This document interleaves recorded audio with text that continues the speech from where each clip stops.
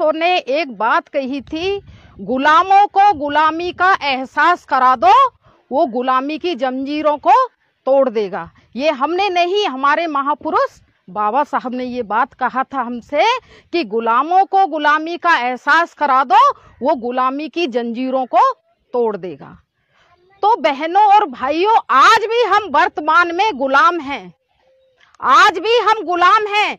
कहने को तो हम कह देते हैं कि हम आजाद हैं, लेकिन हम लोग आजाद नहीं हैं। हम लोग ना बहनें, ना हमारे भाई, ना हमारी आने वाली पीढ़ी, हम लोग फिर से गुलाम होते जा रहे हैं। हम लोग आजाद नहीं हैं। जब 1950 से पहले का हम इतिहास देखते हैं, जो हमारी बहनों की स्थिति थी वो क्या दयनीय स्थिति थी। 1950 से पहले क्या था? 1950 से पहले आज हम यहाँ संपन्न बैठे हुए हैं, सभी लोग एकजुट होकर के अच्छे अच्छे वस्त्रों में यहाँ हमारी बहनें दिखाई दे रही हैं, तो वो कैसे हमको मिला? इसके पीछे हमको इतिहास में जाना पड़ेगा। 1950 से पहले, संविधान लागू होने से पहले जाना पड़ेगा कि हमारी बहनों की क्या दुर्दशा थी। हम लोगों को गुलामी की जंजीरों में जकड़ा रहना पड़ता था, हम लोगों को बेगार करनी पड़ती थी, महिलाओं को हक अधिकार नहीं थे, कपड़े पहनने का, वस्त्र पहनने का अधिकार नहीं था, उसको चूड़ियां पहनने का अधिकार नहीं था, आभूषण पहनने का, सोना चांदी, ये सब हीरे जवाहरात, ये हम लोगों को रखने का, पहनने का हमारी बहनों को अधिकार नहीं था। उसको अधिकार नहीं था, उसको पैर की जूती समझ के पैरों तले उसको रौंदा जाता था। ये हमारी बहनों की स्थिति थी 1950 से पहले। ये कैसे मिल गया हमको? ये कैसे मिल गया हमको मान सम्मान स्वाभिमान? कैसे मिला? ये हमारी माता रमाबाई की देन है, जिनकी वजह से आज ये हमें मान सम्मान मिला। उन्होंने हमारे लिए अपने 4-4 बच्चों की कुर्बानी दी, 4-4 बच्चों की कुर्बानी दी, जब जाके हमको ये मान सम्मान स्वाभिमान मिला। संविधान लागू हुआ ना के बराबर। हमारी बहनों को पढ़ने लिखने का अधिकार मिला 1950 के बाद में।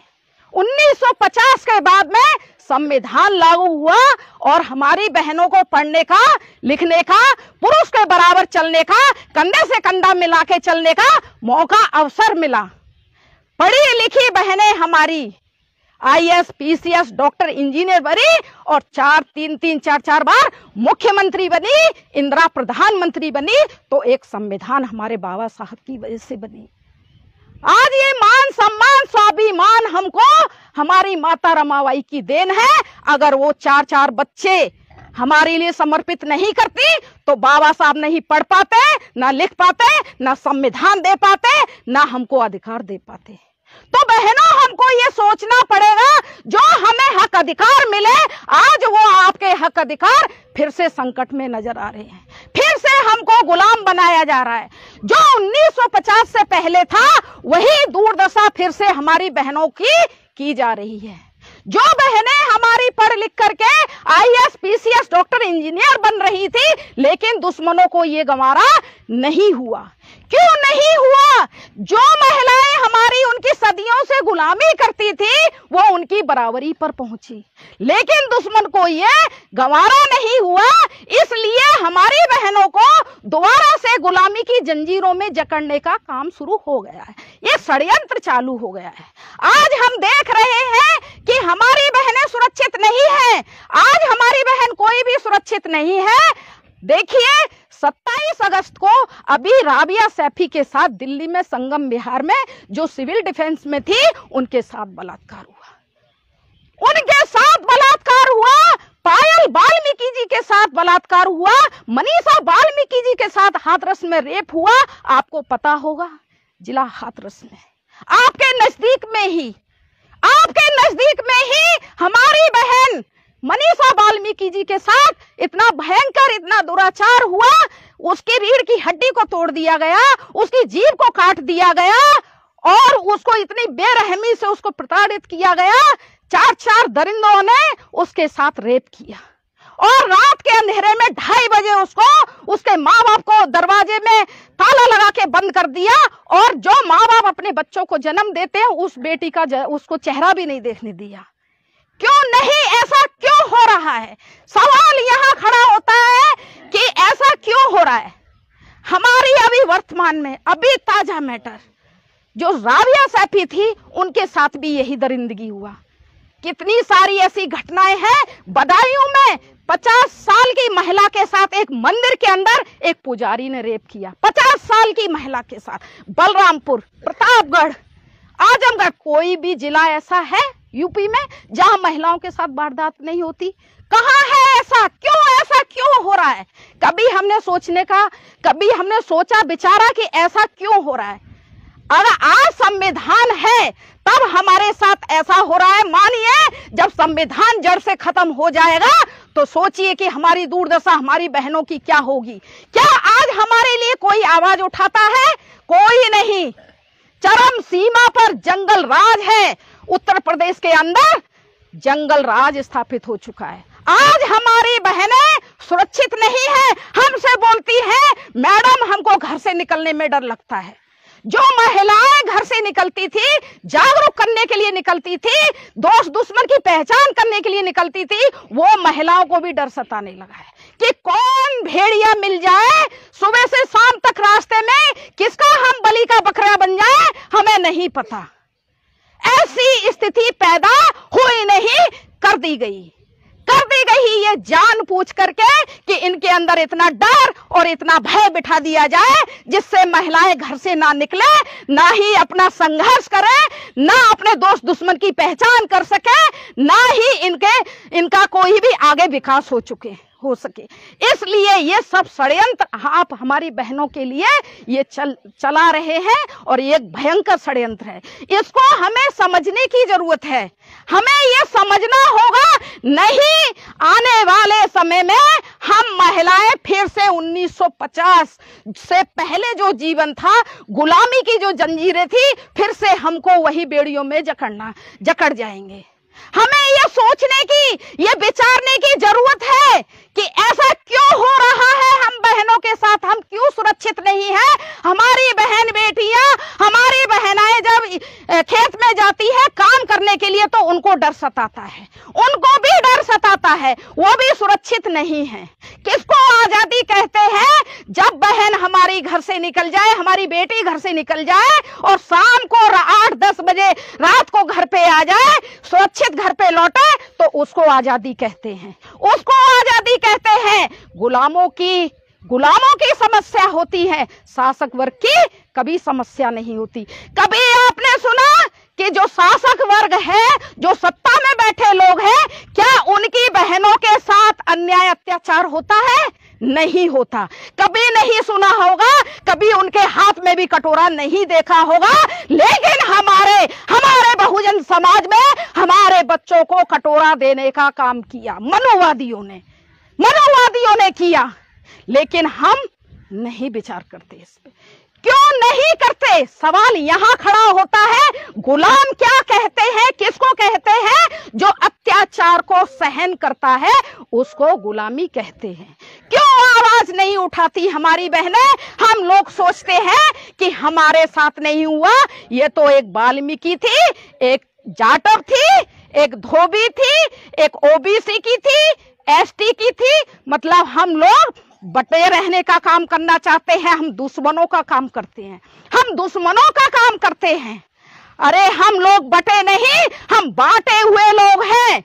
जो लोग हमारे ऊपर अन्याय अत्याचार करते हैं, उन्हीं लोगों ने हमको 6743 जातियों में बांट करके हमको अलग अलग करने का काम किया। हमको अलग अलग करने वाले जो सत्ता में बैठे लोग हैं, उन्होंने हमको अलग किया। उन्होंने हमको अलग अलग करके हमारी डेली पिटाई हो रही है, हमारी नंबरबाजी से सबकी पिटाई हो रही है। लेकिन हम फिर भी आवाज नहीं उठाते, हम दुश्मन को मजबूत करने का काम करते हैं। हमको ये विचार करना पड़ेगा, सोचना पड़ेगा कि जहां भी हमारी बहन, किसी भी बेटी बहन या किसी की बहन हो या बेटी हो, किसी के भी साथ अन्याय अत्याचार हो, हमको ये सब जाति भेद भुला करके एक संगठित होना चाहिए, एक मंच पर आना चाहिए। तभी हमारी समस्याओं का समाधान होगा। नहीं तो बहने वो दिन दूर नहीं कि हम फिर से घर के अंदर बंद कर दिए जाएंगे, फिर से हम घर के अंदर बंद कर दिए जाएंगे, हम कुछ नहीं कर पाएंगे। अब हमारे महापुरुष नहीं आएंगे, हमको ही संघर्ष करना पड़ेगा अपनी आजादी के लिए, सम्मान के लिए, स्वाभिमान के लिए, अपनी इज्जत आबरू बचाने के लिए हम महिलाओं को अपनी भागीदारी निभानी पड़ेगी, हमको भी अपनी भागीदारी निभानी पड़ेगी। तभी हम अपने आने वाली पीढ़ी को बचा सकते हैं। जिनके लिए हमारी बहनें सपना देखती हैं कि जब मेरा बच्चा बड़ा होगा तो वो भी डॉक्टर इंजीनियर बनेगा, मेरा भी सहारा बनेगा, तो क्या वो आपका सपना पूरा होगा?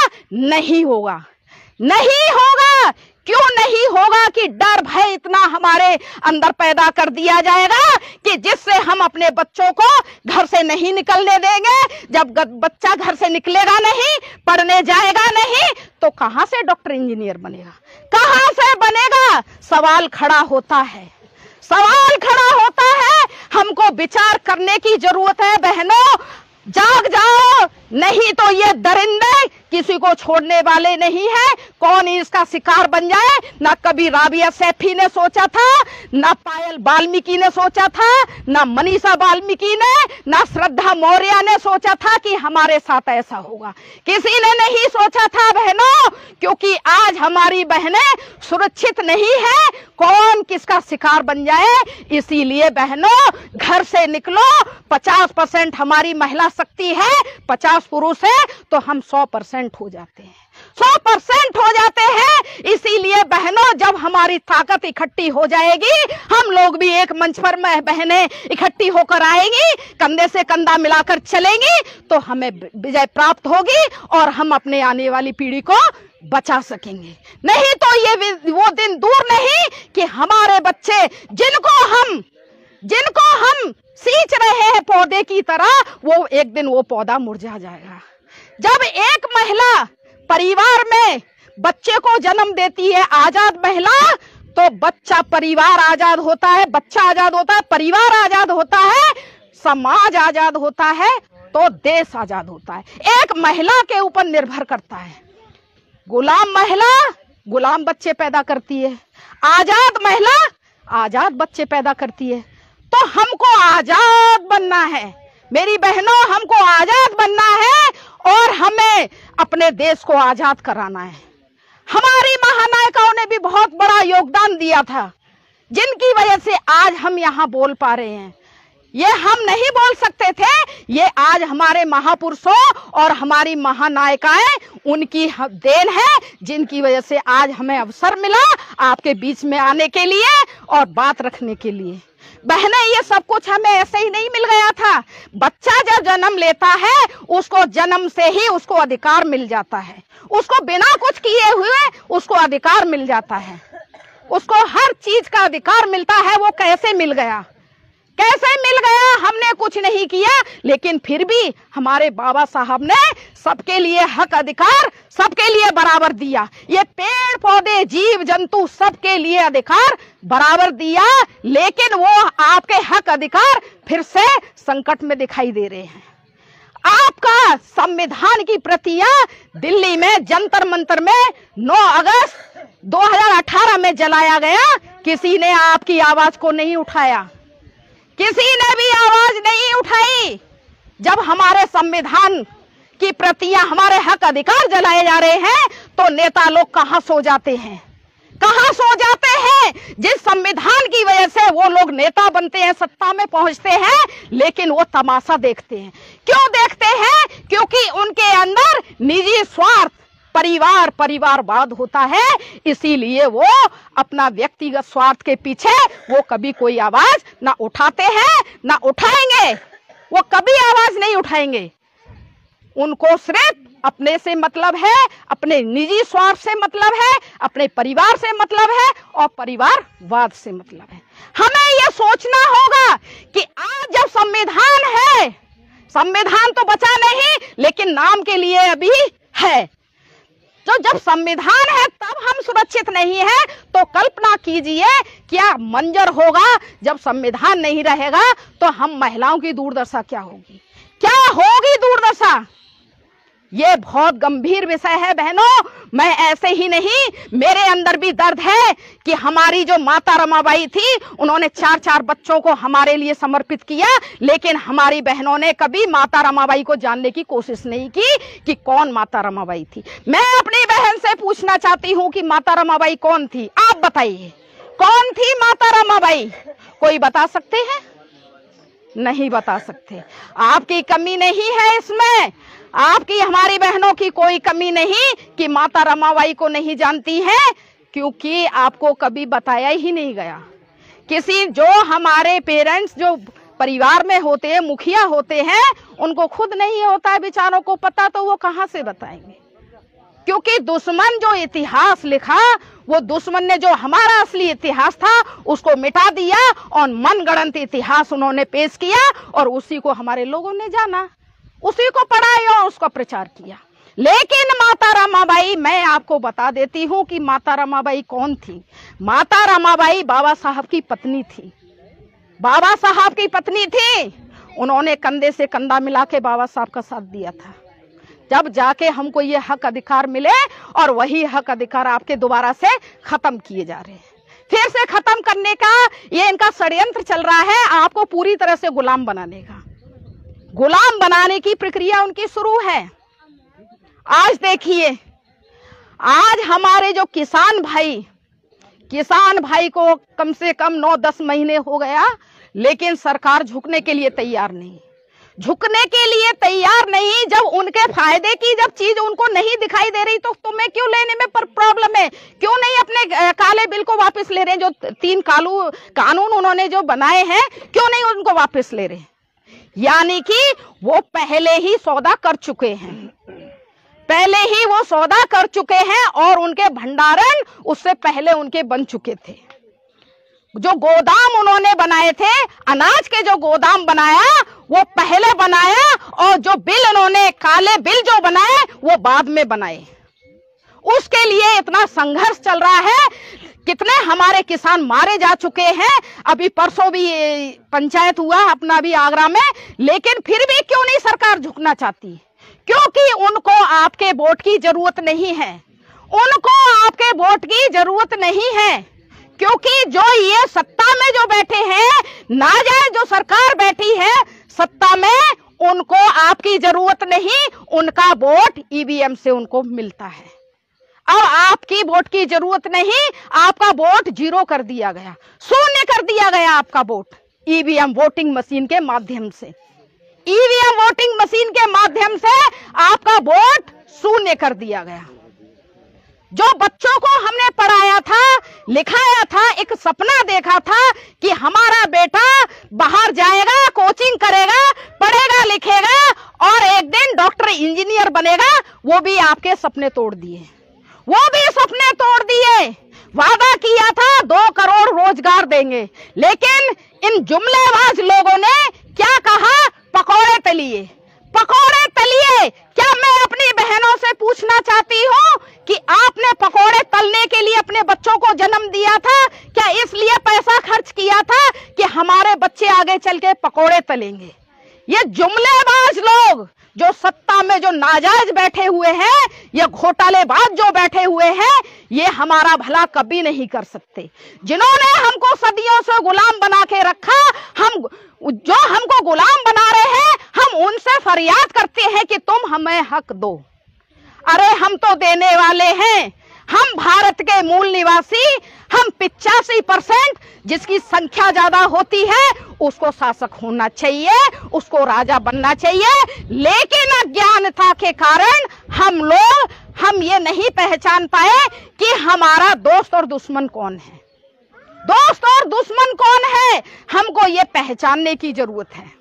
ये पहचानने की जरूरत है कि आखिर ये सरकारें हमारे साथ ऐसा व्यवहार क्यों कर रही हैं, क्यों कर रही हैं? हमारे बच्चों को बेरोजगार घुमाया जा रहा है, बच्चे गलत उसमें जाते हैं, तो कितना शोषण हमारे बच्चों का हो रहा है। क्या हमने कभी आवाज उठाया? 2 साल से विद्यालय बंद था, लेकिन हमने कभी किसी पेरेंट ने आवाज नहीं उठाया और घर बैठे आपसे फीस भी वसूली किया गया। फीस भी वसूली किया गया और हमने दिया भी। बच्चा विद्यालय नहीं गया लेकिन आपसे फिर भी फीस वसूली किया। क्यों? अगर इनके पास पैसा रह जाएगा तो ये घर में मजबूत हो जाएंगे, इसीलिए इनसे पैसा हमें वसूलना है। इनको मजबूत नहीं बनने देना है। नौकरी गया आपका, शिक्षा जीरो कर दिया गया, खेती गया, क्या बचा आपके पास? फिर भी हम लोग बोलते हैं हम स्वतंत्र हैं। कहां से स्वतंत्र हैं? आप तो गुलाम हो चुके हैं, गुलाम हो चुके हो, गुलामी की जंजीरों में जकड़ लिया है और जंजीरें आपको तोड़नी पड़ेगी। हम एक को नहीं, सभी को, 85% मूल निवासियों को, क्योंकि ये देश हमारा है। हम 85% मूल निवासियों का देश है। 6743 जातियों में दुश्मनों ने हमको बांटा। हम इस देश के असली शासक हैं, हम लोग इस देश के शासक हैं। हम लोग SC ST OBC माइनॉरिटीज, हम सभी भाई बहन सब एक हैं। हमारा आपका DNA सबका एक है। हम भारत के मूल निवासी हैं, लेकिन अज्ञानतावश हम लोग, जानकारी ना होने के कारण हम लोग फिर भी आज बटे हुए हैं। आज हमारे लिए जो इतनी सारी समस्याएं निर्माण कर दी गई, अंबार लगा हुआ है। हम शाम तक भी बोलेंगे तब भी भरपाई नहीं हो पाएगी, पूर्ति नहीं हो पाएगी, क्योंकि आज जो हमारी समस्याएं जो वर्तमान में जो निर्माण की गई है, जो पैदा की गई है, वो हुई नहीं थी, वो जानबूझ के पैदा की गई। और हमारे लिए कोई भी पार्टी आवाज उठाने वाली नहीं है, ना कांग्रेस, ना भारतीय जनता पार्टी, ना सपा, ना बसपा, कोई हमारे लिए आवाज उठाने वाली नहीं है। अगर आवाज उठाते तो हमारे बच्चों के विद्यालय 2 साल से बंद, महिलाओं के साथ अन्य अत्याचार चरम सीमा पर, बेरोजगारी, भूखमरी, कहीं किसी सुना, किसी ने आवाज उठाया हमारे लिए? कोई निकल के नेता सड़कों पे आया? लेकिन हम फिर भी आपके बीच में आए, आपको जागरूक करने के लिए, आए कि आपके गांव में चोर घुस गए हैं, हम बताने आए हैं। नहीं तो आपका गांव लूट जाएगा, और लूटने से आपको बचाने के लिए आए हैं कि लूटने से बच जाए। कोई बहन नहीं बोलने वाली, बहन मायावती। हम बहन मायावती से नहीं, हमें उनकी गलत नीतियों से नफरत है। उनकी गलत नीतियों से हमारे समाज ने उसको वोट दिया, राजा बनाया, रानी बनाया, लेकिन उसने क्या दिया समाज को? धोखा दिया, धोखा देने का काम किया। आज बहन जी बहुजन समाज की बेटी नहीं, आज वो ब्राह्मण समाज बेटी हो गई, ब्राह्मणों की बेटी हो गई, ब्राह्मणों की 3-3.5% की बेटी हो गई। वो आपके लिए अब आपका भला करने वाली नहीं है।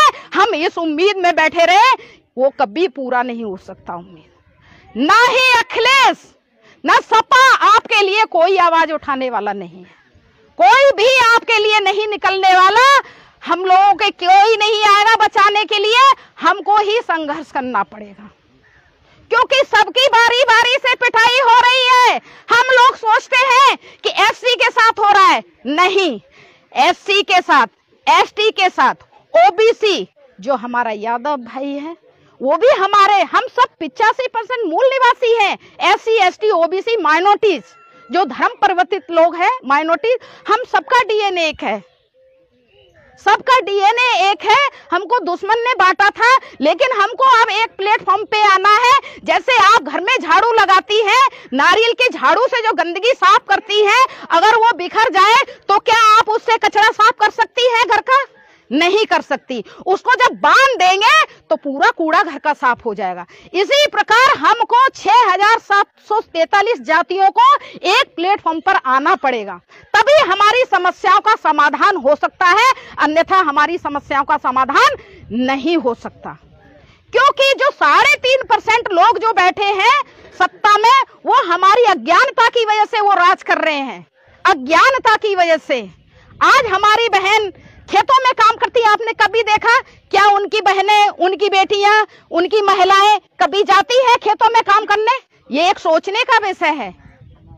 लेकिन हमारी बहन फैक्ट्रियों में काम करने के लिए जाएंगी, खेती में काम करने जाएंगी, घर में भी काम करने जाती हैं। ये कैसे दयनीय स्थिति पैदा हुई? ऐसा क्यों? जहां क्वेश्चन खड़ा होता है वहां आंसर भी होता है कि ऐसा क्यों होता है हमारे साथ भेदभाव। क्योंकि हम लोग मूल निवासी हैं और वो हमको गुलाम बना के अपना वर्चस्व कायम रखना चाहते हैं 3.5% ब्राह्मण।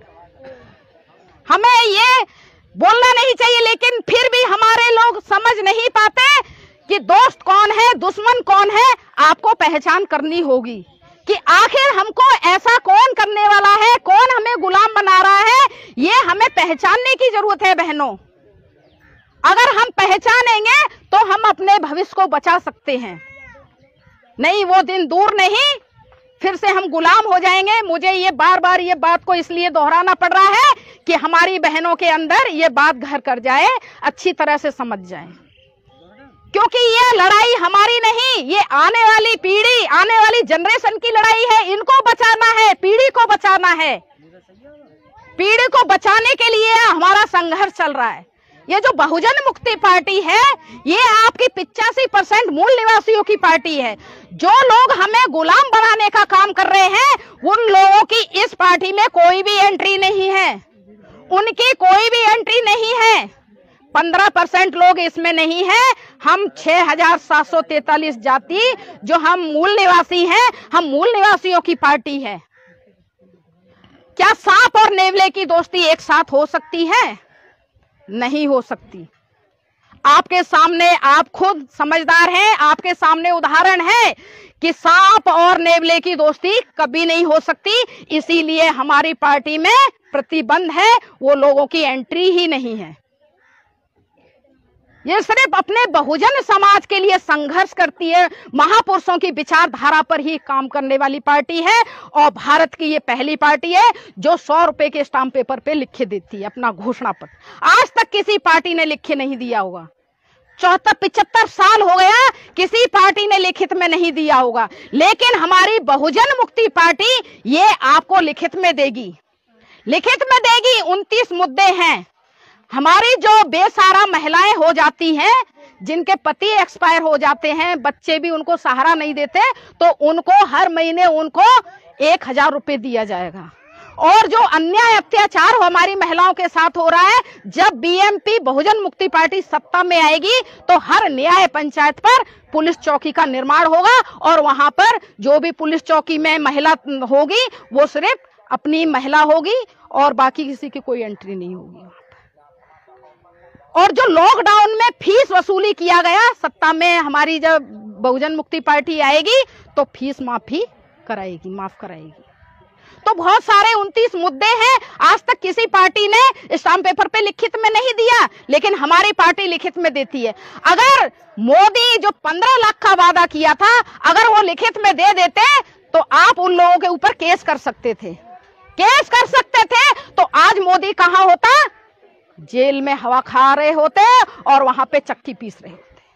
लेकिन उन्होंने लिखित में नहीं दिया। जो जुमलेबाज लोग होते हैं, जो झूठे लोग होते हैं, वो कभी लिखित में नहीं देते। वो सिर्फ जनता को बेवकूफ बनाते हैं, मूर्ख बनाते हैं और उनसे वोट बटोरने का काम करते हैं वो लोग। लेकिन हम लोग ऐसे लोगों पे विश्वास नहीं करना चाहिए।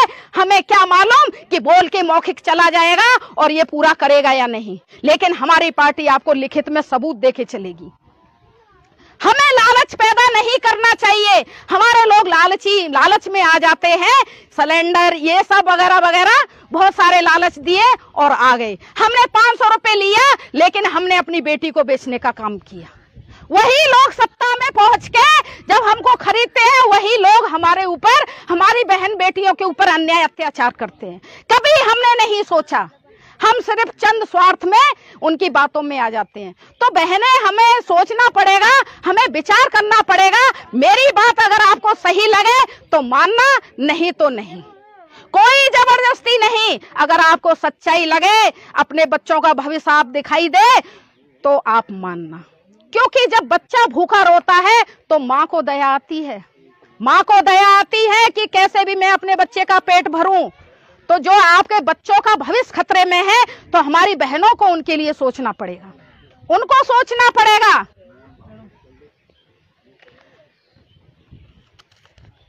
तो हमारी बहनें यहां से जाएंगी, हमारी बात पर गौर देंगी और आगे आने वाले समय में अपनी भागीदारी महिलाएं पुरुष से कंधे से कंधा मिलाकर चलेंगी ऐसी मैं आपसे आशा उम्मीद करती हूं, क्योंकि